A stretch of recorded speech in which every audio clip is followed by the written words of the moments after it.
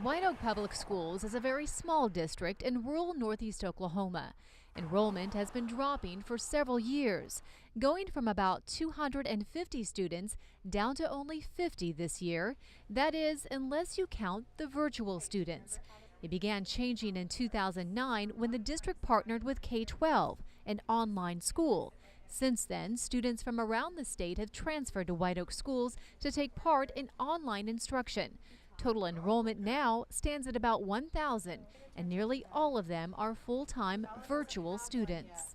They are public school students enrolled through White Oak. They have to take state-mandated tests just like every other student. The increased enrollment gives White Oak schools a big financial boost. The district now receives more than $3 million education dollars from the state, compared to a little over $200,000 just a few years ago. Superintendent David Money says his new students come from a variety of backgrounds, but nearly all of them have at least one thing in common. Most of the students that enroll in K-12, their parents are dissatisfied for one reason or another with the public school curriculum.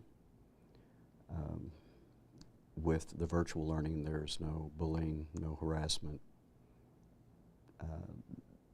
bus incidents, none of those type violations. You can control them very quickly.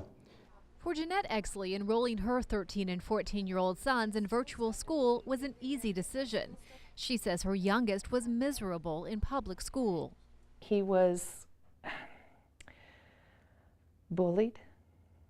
He was yelled at by teachers. He was threatened by his life.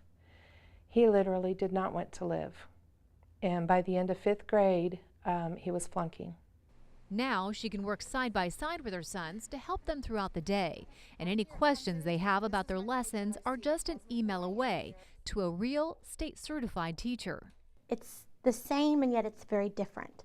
The students are great. You still have that interaction with them as well as their parents. And I have seen my students personally make more gains in the virtual school than they would have made in the brick and mortar. But there are some educators who are questioning the online school concept. Stephen Crawford, director of the Cooperative Council for Oklahoma School Administration, says virtual teaching is a part of the future of education, but he says more oversight is needed. What virtual looks like 10 years from now is not what it looks like today. I believe the public expects more accountability out of virtual, and it's driven today by the private enterprise rather than by the quality of education.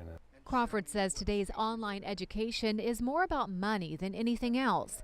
He prefers a system for online education where students remain in their local districts instead of being transferred elsewhere to attend online schools. It is a harvesting of kids rather than a production of education.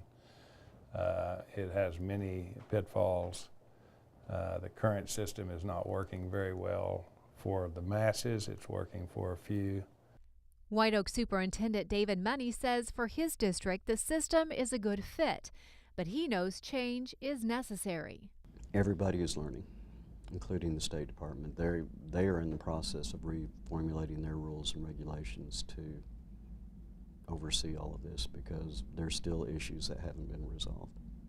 Because of a spike in emergency transfers, the State Department of Education is unsure of how many students are attending online classes. Enrollment in online schools has increased so dramatically that the State Board of Education has been forced to begin the lengthy process of writing new rules for open and emergency transfers.